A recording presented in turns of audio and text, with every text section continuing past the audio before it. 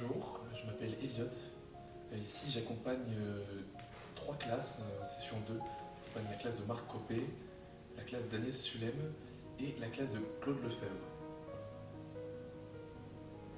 Bonjour, je m'appelle Aska, je suis accompagnatrice. J'accompagne ici dans la classe de clarinette et violon.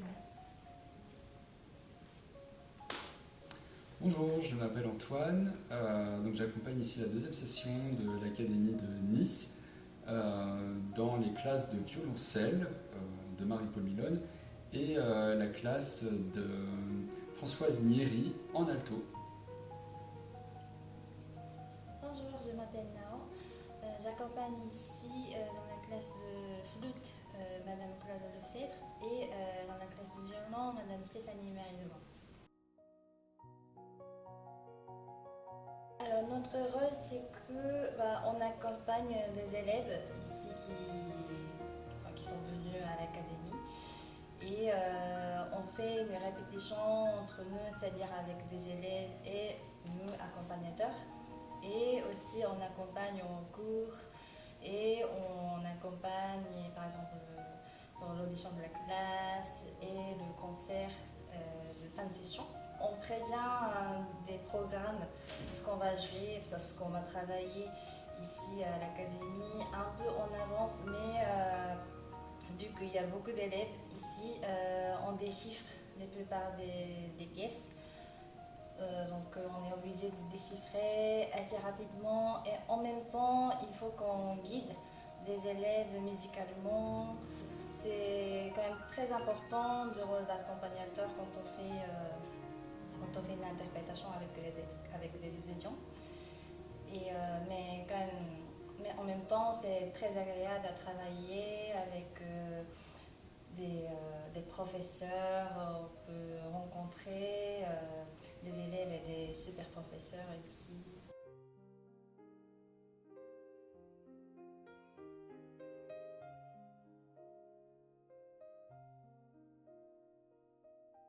Comment on vient à travailler en tant qu'accompagnateur? Donc il y a des cursus spécialisés dans les conservatoires supérieurs où on peut faire donc des licences et masters et donc qui nous forment donc à être capable de très bien lire la musique, la comprendre très vite et aussi développer une forme d'adaptabilité quand on joue avec des élèves, à savoir que chaque élève va avoir sa propre personnalité.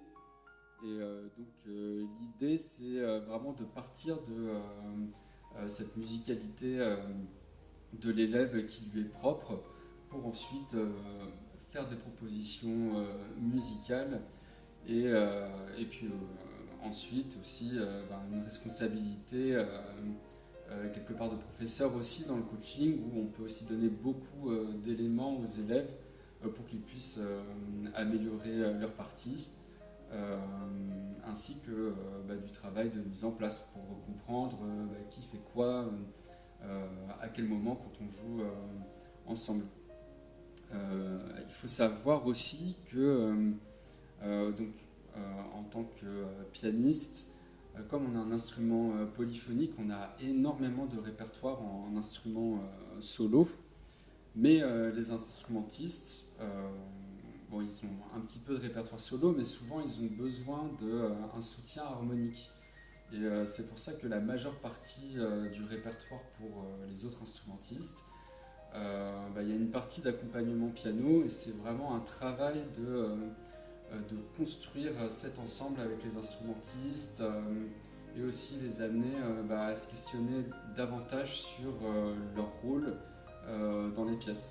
Donc ça c'est un plaisir d'explorer ça avec eux pendant l'académie.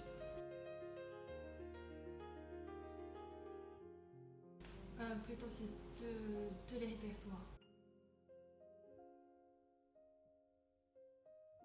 C'est un métier qui évolue en bien, heureusement, mais c'est vrai que pour moi, c'est pas encore assez valorisé comparé au boulot qu'on peut faire, parce que peut-être que pour plein de gens, être accompagnateur, c'est être un pianiste raté, mais en fait, pour être accompagnateur, accompagnateur, il faut avant tout être pianiste. Et on ne peut pas être un bon accompagnateur en étant un mauvais pianiste, ça n'existe pas. Donc pour être un bon accompagnateur, il faut aussi être un bon pianiste. Et en plus, la difficulté quand on est accompagnateur, c'est comme Nao a dit tout à l'heure, qu'on passe beaucoup de temps à déchiffrer, à s'adapter aux gens, à proposer. Et comme l'a dit aussi Antoine, en fonction de chaque personne qu'on a en face, on reçoit une information musicale, en fonction de la pièce qu'on joue, etc. Et il faut qu'on s'adapte très vite à une personne différente, une œuvre différente, aussi sur un instrument différent. Il faut surtout être très réactif, je pense. Donc il faut avoir une capacité de pouvoir changer beaucoup de choses assez vite. Moi, pour ma part, je ne connaissais pas tout ce que j'ai joué cette semaine. Et donc, il y a eu une phase de première lecture. Et ensuite, maintenant, je connais mieux. Mais c'est vrai que moi, je ne connaissais pas tout encore. Pour violoncelle, il y avait plein d'œuvres que je ne connaissais pas. Et donc, il faut justement les apprendre.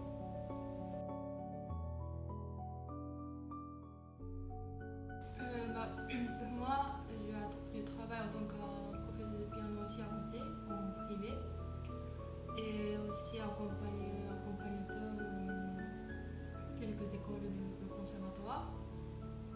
Voilà, et j'ai prévenu donner concert dans l'année.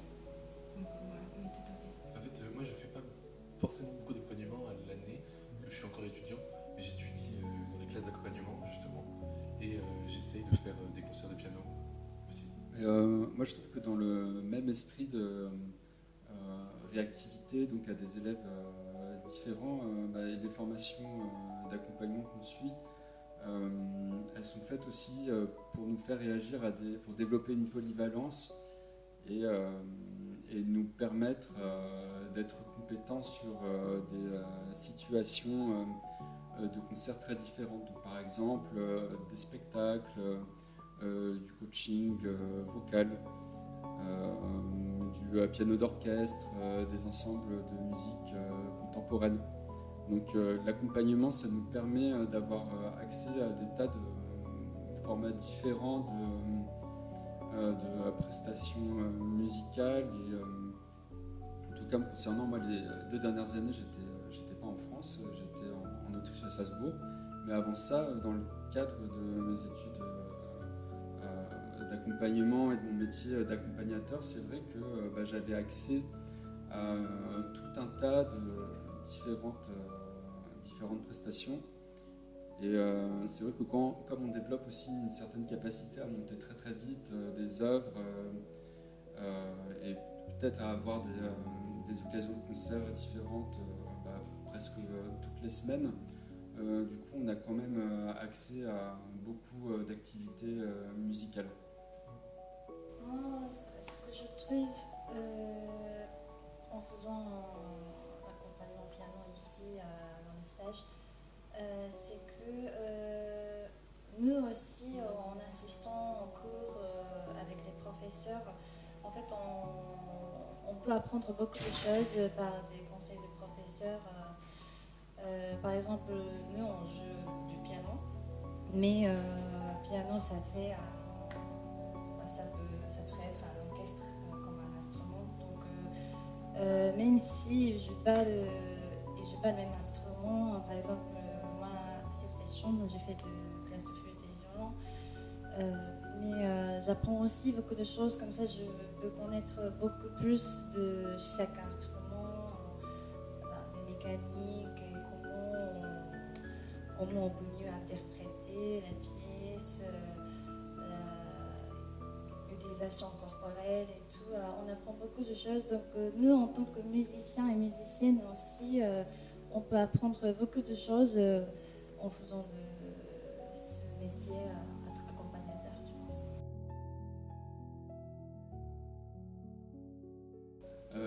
Non, mais c'est vrai qu'effectivement, c'est très différent en fonction des instruments et encore plus avec le chant aussi. En ce qui concerne l'accompagnement vocal, il y a un texte et c'est vraiment comme si on devait rentrer dans une temporalité différente, d'avoir une appréciation des phrases mélodiques qui n'a rien à voir pour que ça colle avec un texte. Et en ce qui concerne les instruments, par exemple, les instruments avant, il va y avoir toute la question de la gestion du souffle, il faut qu'on puisse s'adapter à ça. Avec des instruments à cordes, il y a tout le ressenti du geste de l'archer qui est aussi très particulier. Et par exemple, un instrumentiste à cordes, le son va être émis de façon beaucoup plus directe, entre guillemets. Il pose l'archer et puis en fait le son est produit tout de suite. Alors que par exemple un chanteur, il va d'abord falloir qu'il produise sa consonne et il va falloir jouer après la consonne. Donc c'est vraiment à chaque fois des situations qui sont très différentes. Et pour terminer aussi, chaque instrument a un registre différent, donc soit aigu, dans les médiums, dans les graves. Et donc au piano, il va falloir qu'on adapte tout de suite aussi la balance pour pas couvrir. Par exemple, si on joue des graves qui sont trop forts, quand on accompagne un violoncelle qui joue dans les graves aussi, on n'entendra plus du tout le violoncelliste. Donc c'est toujours avoir une oreille qui est très sensible à ce qui se passe en termes de balance, de mode de jeu. Voilà, c'est je pense quelque chose qui est vraiment très complet, l'accompagnement à ce propos-là.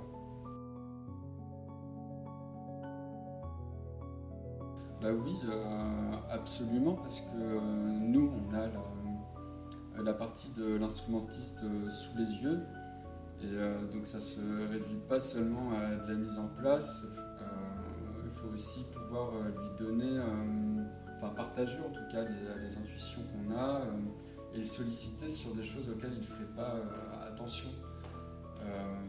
Je pense qu'on travaille en complémentarité avec les professeurs. On a une certaine responsabilité aussi à prendre pour venir nourrir en tout cas tout le travail effectué par les élèves en cours.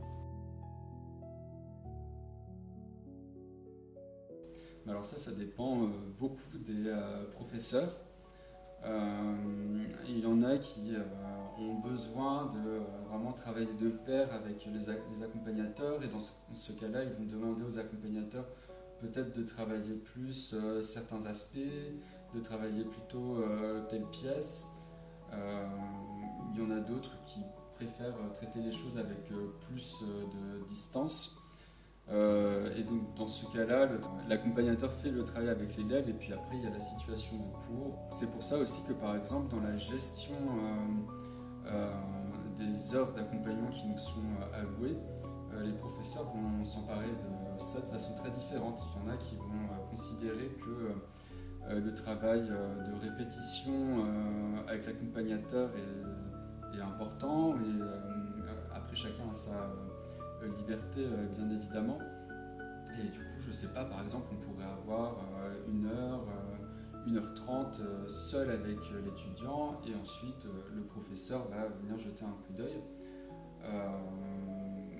D'autres professeurs préfèrent par exemple qu'on fasse toutes les heures en cours, parce qu'ils ont envie de prendre cette responsabilité-là et profiter le plus possible de l'accompagnement piano.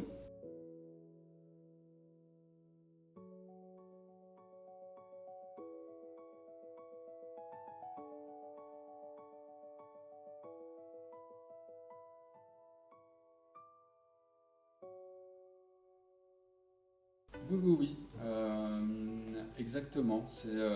On suit en fait le rythme impulsé par le professeur, et après, nous, avec toute notre bonne volonté, on vient toujours nourrir la réflexion de l'élève, soit pendant le coaching en donnant des conseils, soit pendant le cours. Alors là, c'est le professeur qui va donner la direction du cours, mais en tout cas, nous, au piano, on a l'occasion de suggérer un tas de choses à l'élève pour qu'il puisse réagir à l'instrument, et bien sûr toujours être dans cette qualité de suivi pour toujours être bien avec lui, le mettre en confiance et lui permettre de se déployer dans toute sa musicalité lorsqu'il joue.